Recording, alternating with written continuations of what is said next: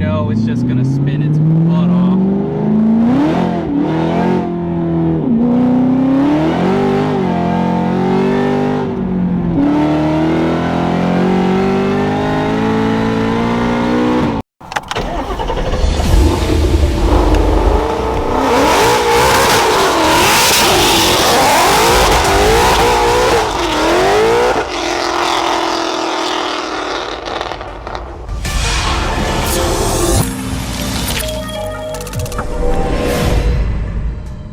Hey guys, before we get too far into the video, I wanted to announce that we are doing double entries, so 2 times the amount of entries. Normally we do every $5 you spend gets you an entry, so for every $5 you spend you get 2 entries. So it's definitely a good time to go ahead down to the website. We also have inventory in stock and we have been shipping orders out like crazy.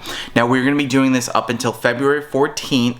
Valentine's Day. We are also going to be giving away a Ridge wallet. We just got this in. This is about $100 value. We're going to be giving this away just to one random winner who purchases during this period. Don't worry, if you win this, you're still eligible to win the Whipple S550. To get your 2 times entry, you will need to use code VDAY2X on the website. It's just a coupon code. That'll get you entered for 2 times the entry. This ends February 14th at midnight. So definitely go down there, enter to win this and the Whipple S550 and get some cool merchandise, and we will get on with the video. What is going on, guys? We are starting off the video here with Cody.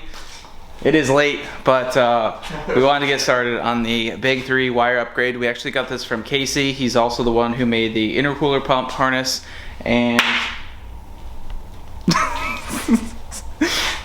we're going to be getting this installed. As you guys know, we've had some alternator charging problems, which this is going to rule out if we have maybe a bad alternator or if something else is wrong, maybe the stock wiring is messed up. But that is what we have here, so we're going to get it installed and hopefully it fixes our problems. So it consists of 3 wires, as you can see here. This one from the battery to the alternator, a ground from the engine to the chassis, I believe, and one from the battery positive to the fuse box positive. And that would be it. So let's give it a try. So I just pulled this wire out. This wire goes from the battery to the fuse box positive terminal. We don't need that anymore. Cody just ran the alternator wire right here up through the car. So we're going to connect that to the battery. Yep. We're going to have one wire that comes from here to there, and then we have one that's going to be a chassis ground, so pretty much anywhere we find that's nice on the timing cover, and then we'll probably go maybe to the factory grounding spot, or we can go to the motor mount too if we have to. But yeah, hopefully just fix the issue. We've had just a little wiring and the voltage issues we've had with this car. Andrew's got a lot more patience than I do, so he's I'm the type of guy that literally we got a taillight bulb go out, all right, we're putting a standalone in it. That's how I type. That's how I roll. So but yeah, so I mean, it's cool. We're gonna keep it on track, and then hopefully this fixes the issue with the voltage. But if it doesn't, I mean, keep on path. But I'm confident this is gonna be something more down to the little things here. So yeah, I mean, if this doesn't fix it, then we got an alternator problem. Yeah. And we have the track rental coming up, which I think your stock alternator's here. Yeah, so I have my factory alternator, so I'm using. We could always put that in, and then talk to whoever later about getting an upgraded one, which we have an upgraded one, but yeah. It's just all theories at this point. Yeah. But we can't count anything out. And then we're also going to be deleting the heat exchanger fans, because at this level with the ice tank and everything, the fans really don't help anything. Just but adding an extra draw to the battery, because I mean, you got to think, people. We have 3 fuel pumps, 2 fans for the actual heat exchanger, 1 EMP intercooler pump, cutouts, electric power steering, obviously lights and stuff like that, but that's AC, radio, headlights. So it's all drawing off the battery. So headlights are pretty powerful too. Yeah, when I click them on, you can see the voltage drop. Yeah. So there's a lot of draw on the battery, which still, still doesn't add up because people have done this before. It's a cookie cutter combo as far as what we have supporting it mods, but still not ideal. So yeah, and I have swapped a battery. I'm still not opposed to putting a new battery in it, but this battery is July of 2020, so it's about 6 months old. It was just replaced under warranty, but I've also tried a battery out of a brand new 2020. It was a Motorcraft. Yeah, well, not only that, battery. it's the fact that it'll hold 14 volts literally when we kick it on, and then if we don't have everything powered, it'll still hold that 14 volts. And then once we kick power onto everything, it's obsolete. Yeah, so it's like off. I'm talking like you can watch it literally straight down. So, like I said, it's just finding where we have the wiring issue, which everything in this car's factory as far as wiring and stuff like that. So. It's got to be something minor. It's just sourcing the issue, which takes time for sure. So, but Yep. we got to be close. So, all right. So we did go ahead and get all the wires ran. We're gonna check in with you guys tomorrow and see if it works. Ashley and I have been slaving packing these orders, and this is the pile going to USPS tomorrow. So you guys, this is absolutely ridiculous. Our house is a mess. Our Christmas tree is still up. It is 2 a.m. Is it 2 a.m.? What time is it? It's 2:09. 2:09. Before we get started with this video, go down 2x entries, type in the coupon code to get your double entries, get your orders in, and let's go get on with the video. I'm super tired, but I won't be as tired in this next clip. You could swim in that. Alright, so here's the deal. We installed the Big 3 wire kit from Casey. Seems like it fits pretty good, and we have it in the car. But it appears that we do in fact have a bad alternator, which is very, very frustrating. So I did go ahead off camera. I put Cody's stock alternator in because I still don't know if my stock alternator is bad, although I have a theory that it is not bad. But anyways, we went ahead and put Cody's stock alternator in the car. Car starts right up, car drove. I drove it 20 minutes to go get E85, 20 minutes back, recorded a data log kit, and we were back to square one. Battery voltage dropping at 6,300 RPM along with fuel pressure, which will then cause the car to lean out. So this was the original problem, which is the reason why we got the original J2 Fab upgraded alternator. And yeah, so we're back to square one. So I did talk with Lethal and J2 Fab, and they were going to work on sending me a 300 amp or 275 amp, whichever you want to call it. I thought I got a 300 amp right off the rip. This alternator should have kept up with the car, but for some reason, it maybe the internal regulator wasn't working properly.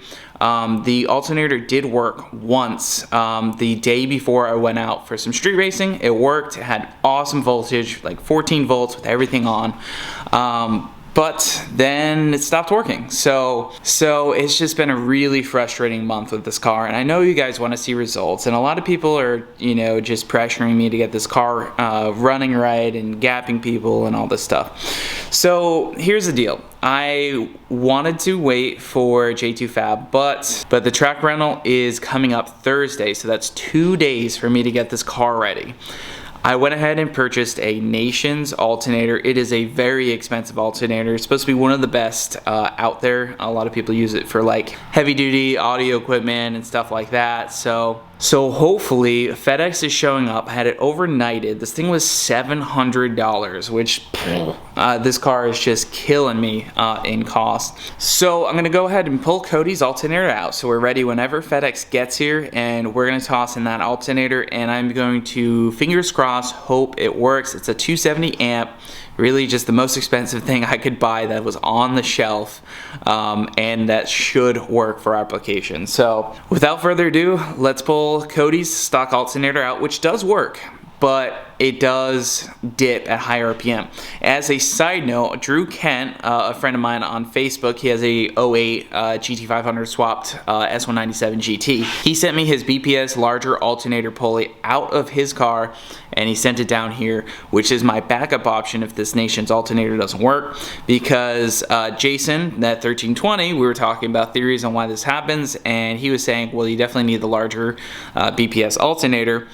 So, or alternator pulley, because the stock alternator is turning off at about 6,300 RPM with the ATI 10% lower. So a lot of theories at this point. It's really frustrating, but hopefully FedEx shows up, put the alternator in, and we are good to go. Probably do an oil change on the car and, you know, just let her rip. Alright, so I got the alternator out. I've now done the alternator like 4 times on this car, so actually a pretty easy process. Significantly easier than a 03 Cobra. But here is Cody's stock 07 alternator that did work better than the other alternator we had in here. But that was more of a test. I think my stock alternator probably still works because it worked just like this one. So yeah, just waiting for FedEx. I'm supposed to be here about an hour ago. Freaking out. Alright, and just like that, we have the new Nation's alternator. That is Cody's old alternator next to it. So let's go ahead and put this in. This is what you get for $700. Well, I guess it's $600, but I overnighted it. So $700 alternator. Let's hope this fixes our issue. I'm just gonna throw it in real quick. I'm not gonna film it because you guys don't need to see me put another alternator in it. It only takes like 5 minutes too, so not really that bad of an install. But for all you motherfuckers who say I don't work on cars, I do. Alright guys, so the Nation's alternator is now in. I will say it does seem like it has a pretty small pulley on it, but I don't know. Let's see. Let's start it, see what happens.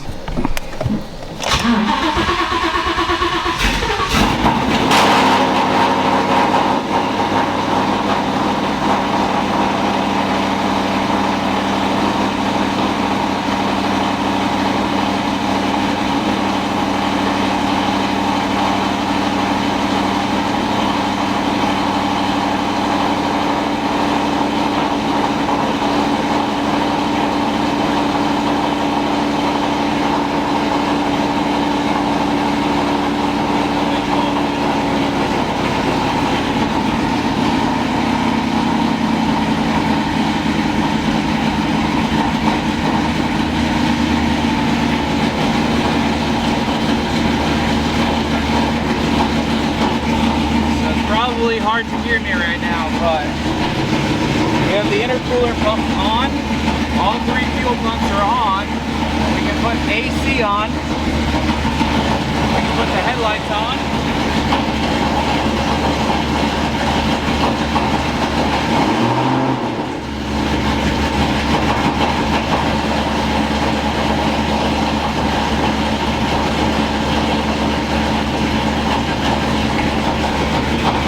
We're gonna go ahead, take the car out for a ride. I don't know if I'll be able to film. None of my mounts are in here. They're actually all in Cody's car. So let's just go see. We're gonna go record a log and see if it holds voltage, and we'll report back. All right, voltage is looking awesome. So we're gonna try pull. I apologize, but your view is not gonna be the best, but it is what it is.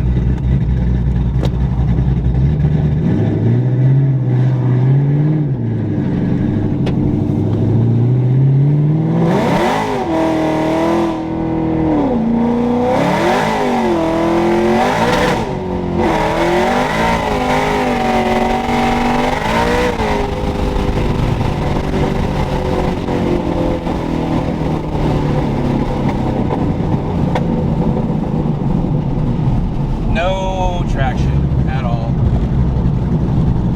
Damn, none, no traction. That kind of sucks. Let's try a third gear.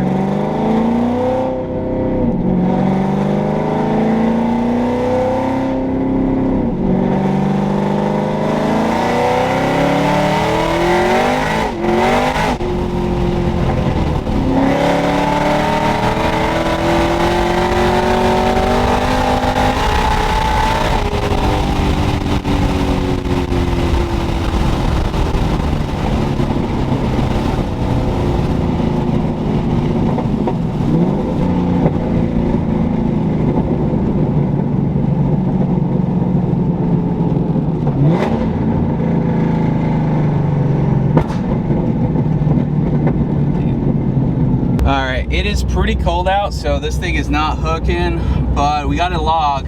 I don't know if it's really good data, because I'm telling you, man, this thing was all over the place. It was spinning well over 130, so voltage looks good. We'll take a look at the log. Ideally, I was trying to get a like a 6500 plus log, but regardless, we should be able to tell something from that, so let's head back and look at the log.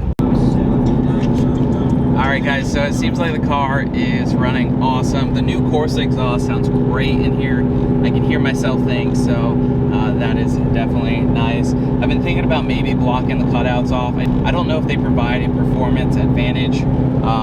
Voltage is great, so I'm very happy. The roads are extremely cold. It's probably in the 40s today here in Florida, which is pretty cold. Now, the big disadvantage of cutouts is you have to open them when you do any sort of pull, because if you get a backfire or something like that, you're definitely just going to blow those things to smithereens. I've done it about 3 times, and I've destroyed the cutouts, and then I have to fix them. So, yeah. I'll get on it here. As you know, it's just going to spin its butt off.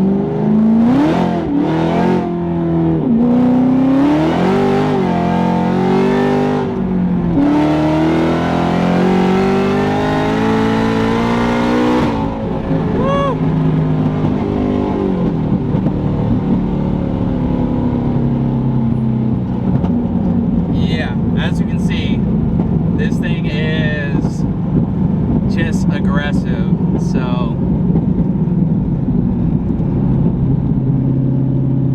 yeah.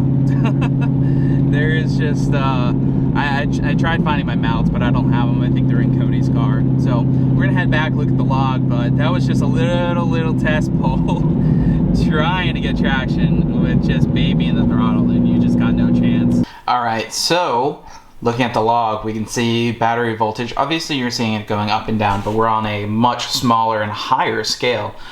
So the lowest you can see right here, which is actually when we let off, so that's not really a problem. It's about 13.4 volts.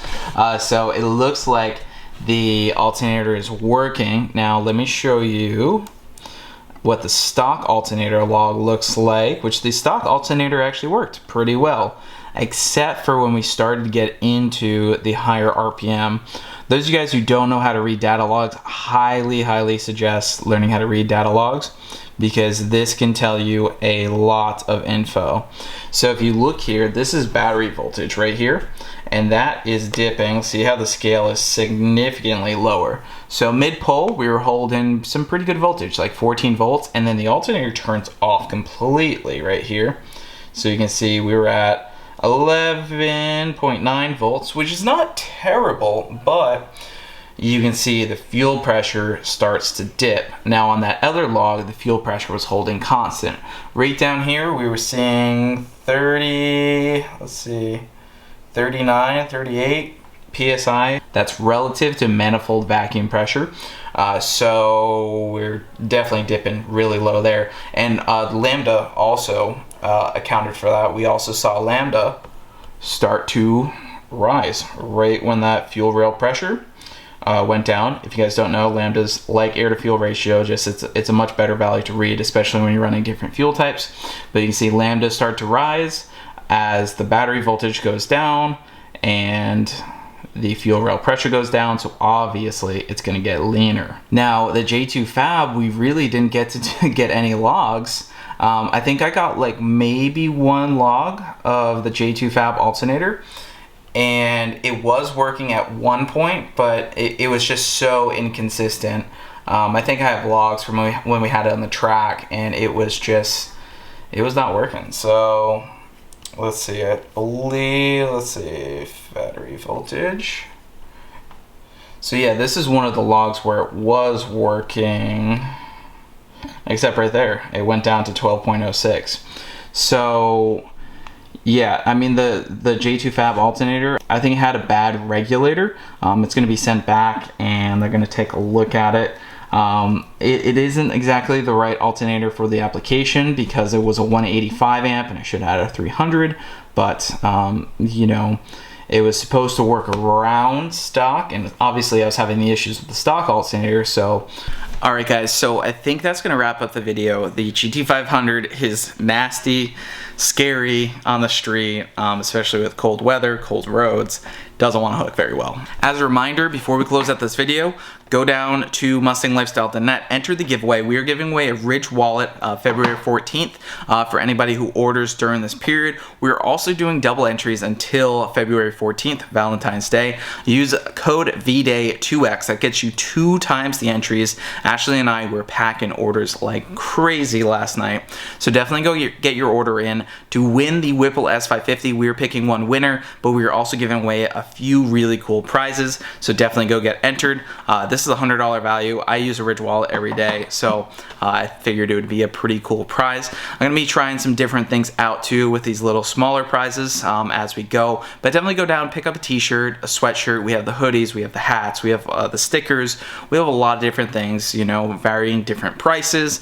So definitely go over there and help support everything we do, because giving away a car like that is not cheap, and then doing everything, all the cars and all the entertainment videos for you guys is not cheap as well. So anyways, we should be good to go for the track rental Thursday. I'm gonna look over the car, bolt check it. Cody and I are just gonna go through it, make sure it's good, but for full throttle, it seems like it is okay. So we have it turned down quite a bit right now. It's only on an 18-degree peak on E85, so we're only seeing 18 degrees of timing. If the track's hooking, we can put the slightly more spicy tune in it, and then if it's really hooking, we can put the really spicy tune in it. And then if it's really, really hooking, we can put the 3.0 upper on it, which probably makes around 1370 wheel horsepower. So anyways, look forward to the video. Hopefully it all goes well. We are also going to Street Car Takeover this weekend, so meet us out there. We'll have the GT500, probably have the S550 out there. We're also going to Cletus's open house or pre-Street Car Takeover thing, whatever you want to call it, at the Freedom Factory, so we're also doing that. So we'll see you guys in the next one. Make sure you hit the like button. This video is going out right now. I'm going to edit it and get it up for you guys.